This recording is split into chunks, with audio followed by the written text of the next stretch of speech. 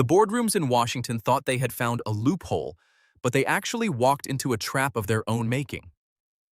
This week, 24 states launched a massive legal counterattack against President Donald Trump's brand new 15% global tariffs.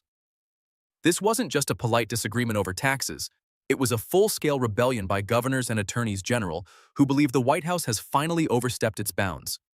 By trying to bypass the Supreme Court's recent smackdown of his previous trade rules, the president has ignited a firestorm that stretches from the rocky coasts of Oregon to the busy streets of New York.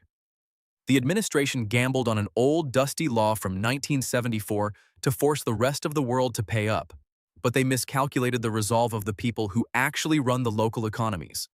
This story really started to boil over just 4 days after the Supreme Court threw out the president's last attempt to tax foreign goods under emergency powers.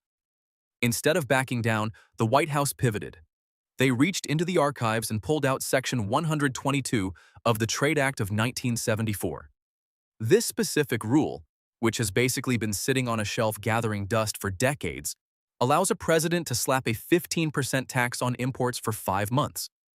Treasury Secretary Scott Bessent made it clear on national television that they aren't just thinking about it, they are doing it.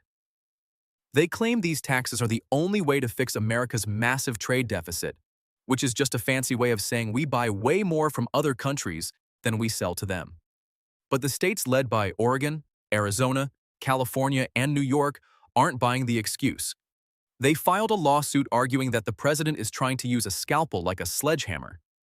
The underlying reality: the White House is trying to use a gold standard law to fix a digital age problem, and it just doesn't fit. The lawyers in the Justice Department are in an awkward spot because, just last year, they told a judge that Section 122 didn't actually apply to trade deficits. They argued then that it was only for balance of payment crises, the kind of financial meltdowns we saw in the 1970s when the US dollar was still tied to actual gold bars. Now, they are saying the exact opposite. Oregon Attorney General Dan Rayfield put it bluntly when he said the focus should be on paying people back for the old illegal tariffs, not doubling down on new ones. On the very same day this new lawsuit hit the desks, Judge Richard Eaton of the U.S. Court of International Trade ruled that companies who were forced to pay the previous illegal tariffs are now entitled to full refunds. We are talking about billions of dollars that were taken out of the economy now having to be funneled back, even as the government tries to grab more. While the politicians argue in mahogany row courtrooms, the shockwaves are hitting the kitchen tables and small-town main streets. This isn't just about big shipping containers.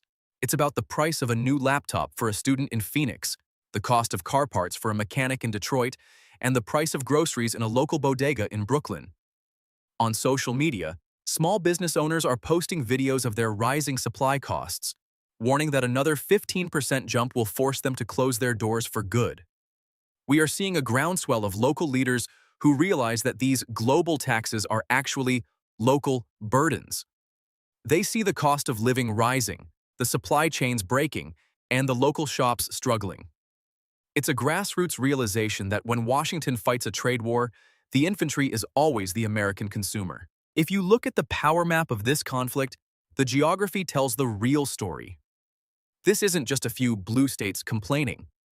This is a coalition of 24 different regions, including the governors of Pennsylvania and Kentucky, plus states like North Carolina, Michigan, and Wisconsin. These are the engines of the American economy. They control the ports, they manage the highways, and they oversee the massive warehouses that keep the country running. By alienating these states, the federal government is picking a fight with its own infrastructure.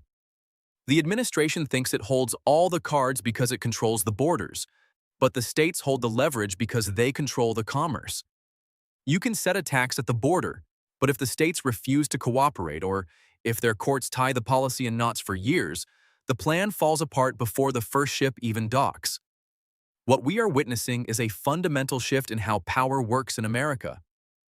For a long time, everyone just assumed that whatever the president said about national security or trade was the final word. But coercion creates connection. By trying to force these sweeping tariffs on everyone at once, the White House has accidentally united a massive group of rivals. States that usually disagree on everything are now standing shoulder to shoulder to protect their own sovereignty. They are moving from a state of dependence on Washington's whims to a state of legal autonomy. They are building a decentralized alliance that says the local economy matters more than a federal experiment. This new alignment isn't just about stopping attacks, it's about deciding who really gets to control the flow of goods and money in our daily lives. The legal experts are divided. Some, like Peter Harrell from Georgetown, think the courts might actually give the president a pass this time because Section 122 is written so broadly. Others point out that the Court of International Trade has already shown it isn't afraid to strike down orders that feel like an overreach of power. The battle lines are drawn, the witnesses are being called, and the stakes couldn't be higher. It is a classic standoff between a centralized authority trying to project strength and a decentralized group of states trying to protect their people. They anticipated a collapse of opposition. They triggered a consolidation of resistance. They expected a quick victory. They started a long-term war of attrition. The data is available to everyone, but the perspective belongs to you. Make your own call.